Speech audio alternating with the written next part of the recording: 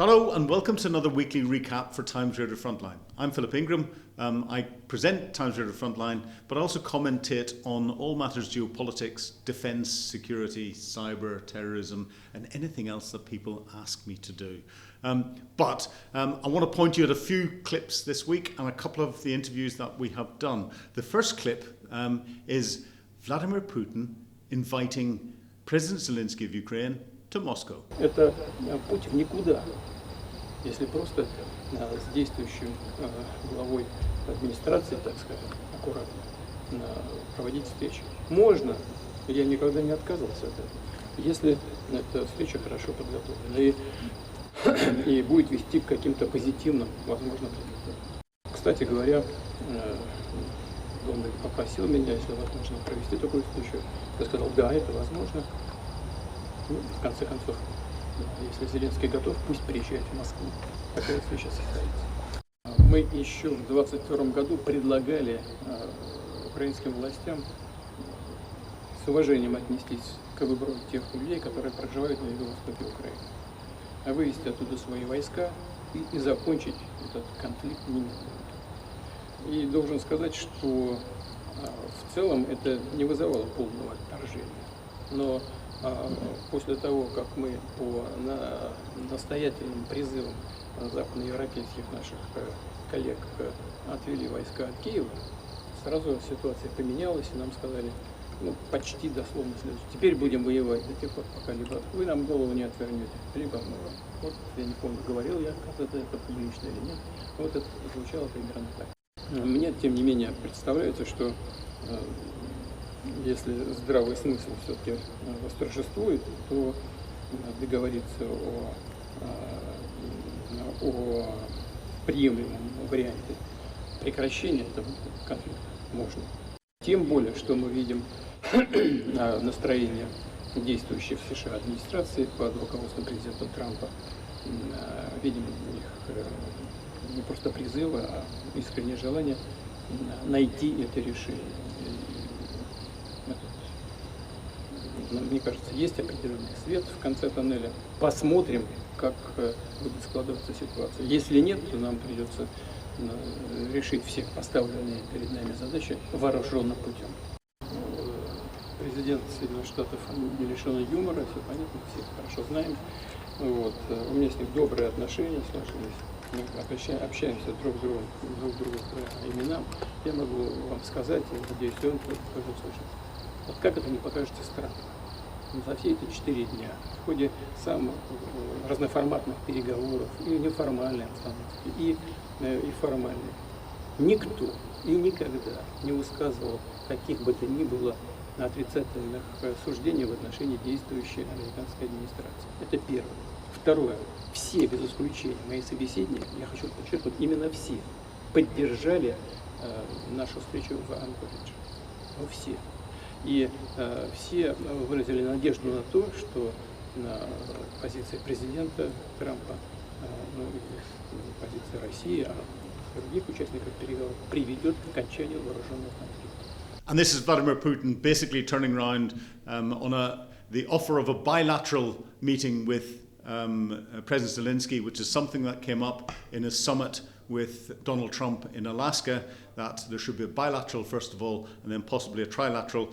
Putin has basically sent a very rude gesture to Donald Trump by saying that, yes, we'll hold that if Zelensky comes to Moscow. Well, President Zelensky knows that if he goes to Moscow, then the chances of him getting out alive or staying alive when he gets back home are very remote, because Putin's got a habit of using very nasty nerve agents to poison people, or aircraft that are flying in Russian airspace having accidents and crashing. And therefore, President Zelensky knows it's a non-starter for him to go to Moscow. He hasn't responded to this yet. So we'll see. If I was him, I would suggest, no, let's go to a neutral country. And I know the UAE has offered, as has Turkey. President Erdogan of Turkey has turned around and said that, who's been trying to mediate between the two parties, has said that he doesn't think either party is ready to get together just yet. The second video I just want to point you at is Donald Trump speaking to the Polish president. Category that's very special, and Poland is in that category. We have a very special relationship. I have no message to President Putin. He knows where I stand, and he'll make a decision one way or the other. Whatever his decision is, we'll either be happy about it or unhappy. And if we're unhappy about it, you'll see things happen. So you gave Vladimir Putin a 2-week deadline to agree to talks with Volodymyr Zelensky. That deadline is now nearly approached. Can you give us any indication of when you will make it? Well, I'm having a conversation with him very shortly, and I'll know pretty much what we're going to be doing. We've taken very strong action, as you know, and in other ways we've taken very strong action. But I'll be speaking to him over the next few days, and we're going to see. With who, sir? I'm going to know exactly what's happening. Mr. But I'm not happy with all the people. You got 7,819 people killed last week. Russian soldiers and Ukraine soldiers, right? Not American soldiers, not soldiers from Poland, but they're human beings, they're souls. And in this, Donald Trump, it's quite clear from a lot of the comments that he's making, he doesn't quite know where to go with Vladimir Putin. He knows he's been called weak in the international by the international community. He knows he's been called indecisive in the international community because he hasn't lived up to the threats that he's put against Vladimir Putin and Putin's failure to come to the table with any form of peace agreement. And he's getting frustrated. And he wants to try and seem equally frustrated to both the Russians and the Ukrainians. But he knows that Europe is, and the rest of the world of the coalition of the willing, which includes Australia, New Zealand, all the other Five Eyes members are supporting Ukraine. So he's trying to work out where he's going to go. And I think at the moment, he doesn't know where he wants to go. And that's the essence of what we get in this interview with he gives, the commentary he gives as he's meeting the Polish president. So there's 2 videos I want to point you out this week. I recommend you go and watch all of the Frontline output, but the 2 in particular was one I did with former Brigadier Ben Barry. And Ben is a fantastic military commentator. He gets to the essence of what has gone on and gone wrong with many conflicts in the past, and you can apply those lessons in his analysis for what happens and what's happening inside Ukraine at the moment. And he's got a new book coming out at the end of the month, which we will say something about on Frontline. So watch out for that when it happens. But Ben Barry talks about Putin's air defences being wiped out by Ukraine's deep strike capability.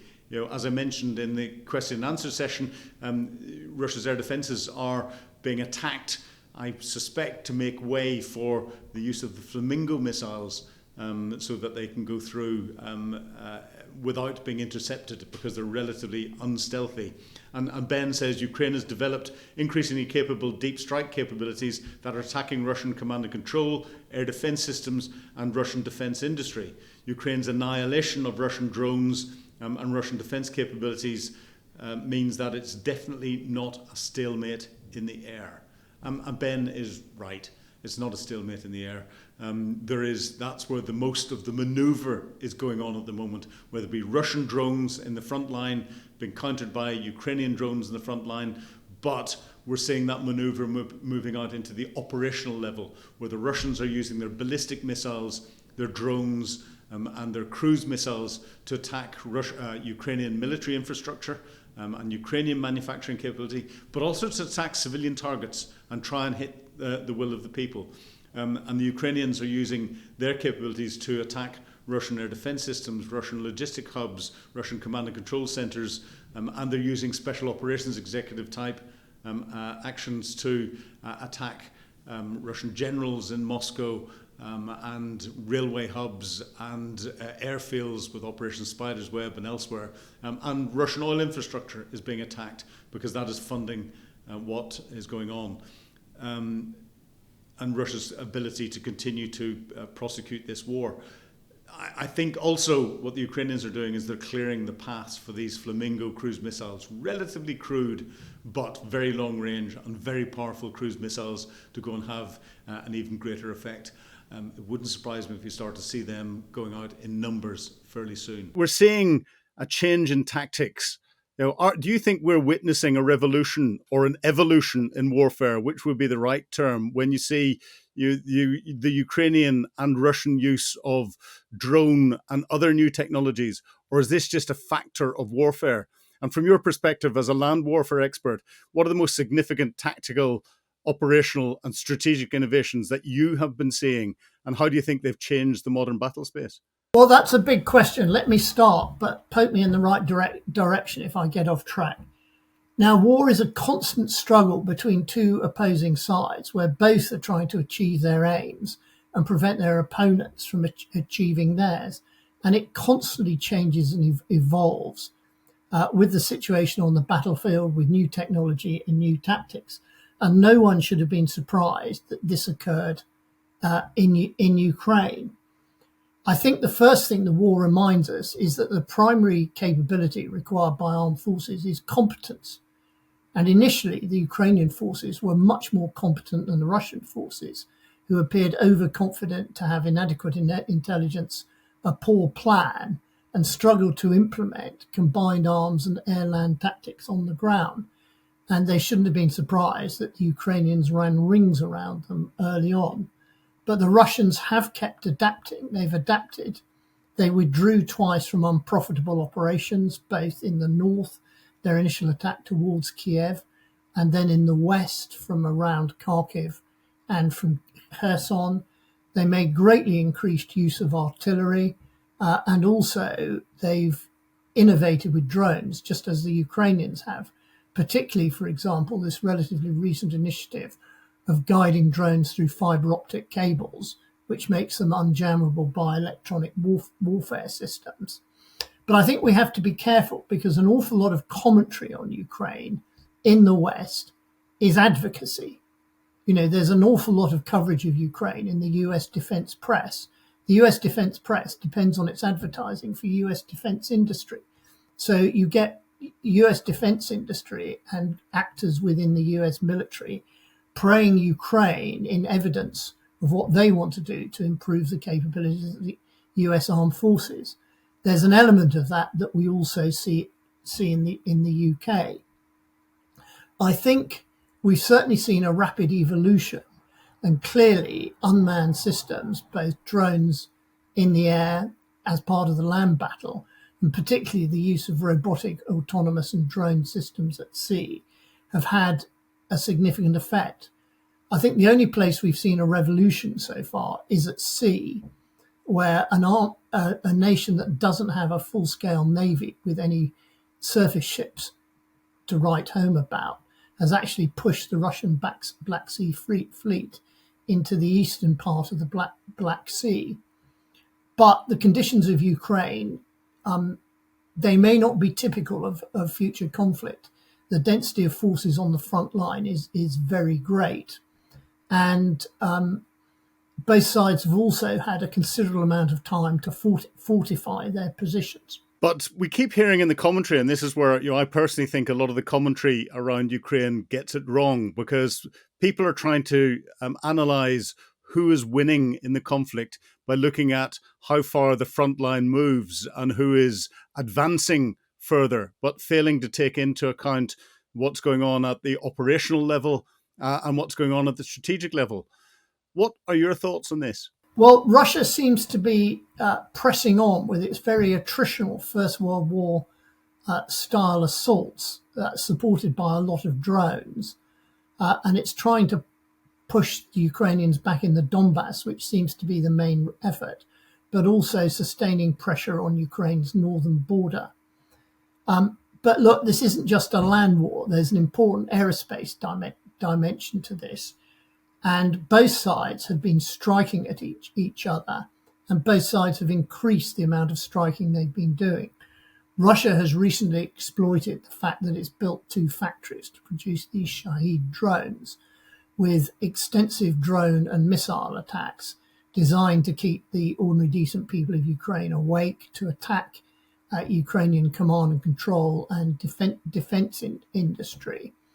But Ukraine's doing the same. It's developed increasingly capable deep strike capabilities, mainly drones, but also missile, including this large cruise missile they recently unveiled. And that too is attacking Russian command and control radar, air defense systems, and it's attacking Russian defense industry.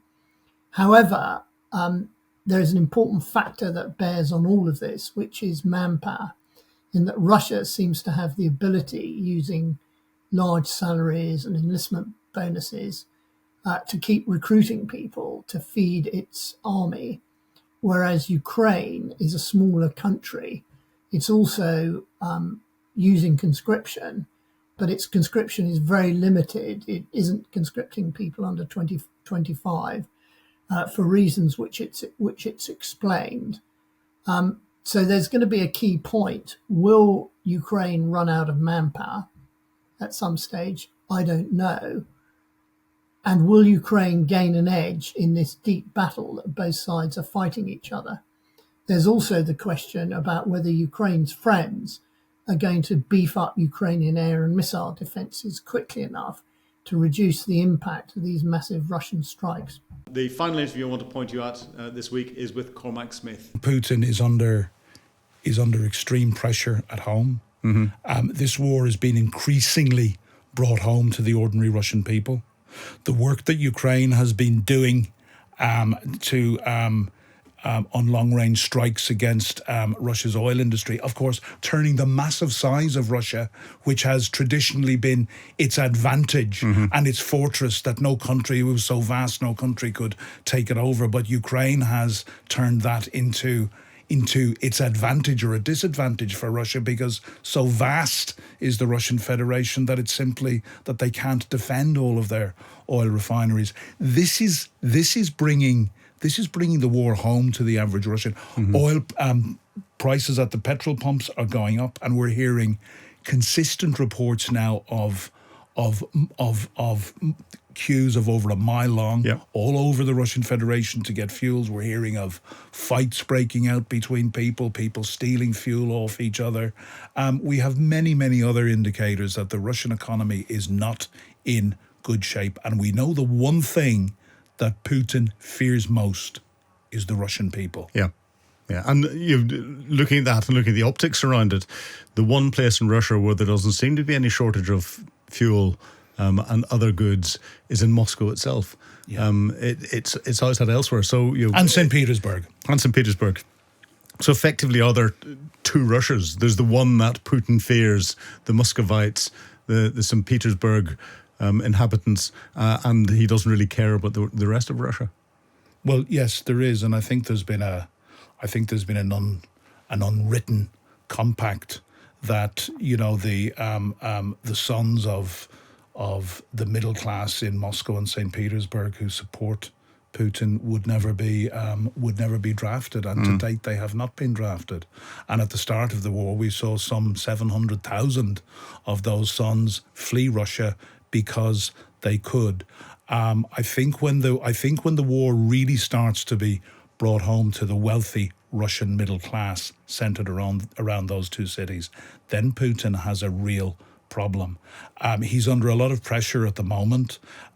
This recent meeting in China is giving him a lifeline.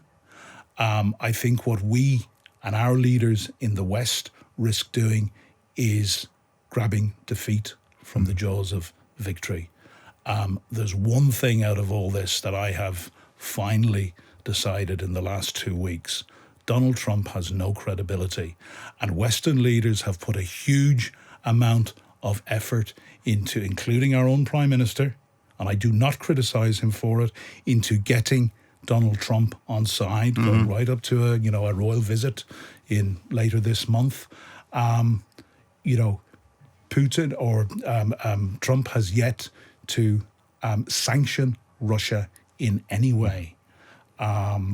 Europe, we really are on our own in Europe. Do you think Donald Trump's lost complete credibility because he's threatened Russia? If Putin didn't come to the table in Alaska with a peace agreement or a ceasefire agreement, then he was going to sanction Russia and secondary sanctions against all those that are buying goods from Russia, including oil and gas products. But he hasn't done any of it. Has he lost total credibility in the world stage? Yeah, Philip, let me be blunt. He has lost total credibility, and it's time, finally, for the scales to fall from the eyes of leaders in the democratic West. And in Canada, I don't think there are many scales on Mark Carney's eyes, but certainly some of our European leaders still act like they don't quite want to face up to reality as it is. Europe is very much on our own. And, I always think of that saying that 600 million Europeans need 330 million Americans to protect them from 140 million Russians who can't even defeat 40 million Ukrainians. And as you know, we have if we put the UK and other non-EU countries in with the EU, we have a combined economy which is over 10 times that of the Russian Federation. Yeah, and that economy should be able to produce defence capability to support Ukraine and to build up the defences that we need in Europe. But Ukraine is doing very well by itself, and you said you recognises that it's almost isolated, but with a little bit of support from Europe and this coalition of the willing. And one of the things that is a symbol of Ukraine's innovation and seems to be threatening Vladimir Putin in a big way is this the unveiling of this new Flamingo cruise missile, which I understand, a funny story, that it was called the Flamingo because the prototype that was put out was painted pink by accident. Whether that's true or not, I don't really care, but we've got it out there, so you've heard it on Times Radio. But what do you make of the optics around what Ukraine is developing from a weapons perspective? What do you think the Russians are making of it? Well, I think if the Flamingo is everything it's cracked up to be, it's very exciting indeed. And just to remind listeners, the go-to cruise missile that the Ukrainians were gifted first by the Brits and then by the French was Storm Shadow. Yeah. And Storm Shadow has a warhead of about half a ton, half a metric ton, and a range of about 250 to 300 kilometers. The Flamingo has a warhead in excess of a ton and a range of 3,000 kilometers. That's, let me do my maths, that's 12 times, between 10 and 12 times the range of Storm Shadow, and nobody can tell the Ukrainians not to use it. Now, you will know better than me. How stealthy is it? How fast does it fly? And of course, these factors are all very, very important in how easy it's going to be for the Russians to intercept it and shoot it down. Yeah. But, they're talking about going into mass production on it.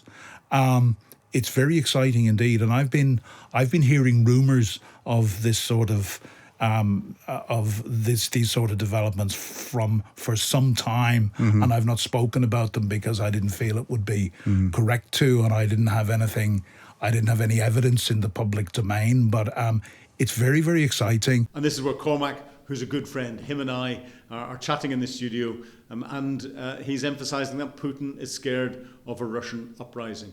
And that's the one thing that's scaring him. And Cormac says the one thing that Putin fears most is the Russian people. Ukraine's long-range strikes and Russian oil infrastructure is bringing the war home to Russia as the Russian people are fighting over fuel. Cormac is in touch with a lot of contacts across in Ukraine because he's a former British diplomat who's worked in Ukraine and worked with Ukrainian ministries and is examining what's happening. And he knows the psyche of the Russian people from the Ukrainian perspective. Because we have to remember, before this conflict, the Russians and the Ukrainians were very close. They are Ukraine is somewhere that the average Russian, or certainly the wealthier Russians, would go to on holiday. A lot of families are mixed families, Russian and Ukrainian. And of course, the Russian language is widely spoken, or was widely spoken across Ukraine. It wasn't oppressed, as Vladimir Putin's trying to say. And therefore, the one thing that the Ukrainians are doing that is right is bringing the awareness of the conflict and bringing some of the pain of the conflict to the Russian people, not by attacking them in their homes as Putin is doing inside Kyiv and elsewhere, but by attacking their economic ability, so attacking the oil infrastructure so that fuel prices are beginning to go through the roof. And that's something that the Russian people will notice, and they'll begin to question. At some stage, they will say enough is enough, and they will start to hold Vladimir Putin to account. So that's our recap for this week. Thank you very much indeed for watching. Remember, if you want exclusive access to Times Radio Frontline videos, please sign up for Times Radio Frontline membership. And of course, you can get us on all your favourite podcast channels. Just search for Times Radio Frontline. Thank you. Goodbye.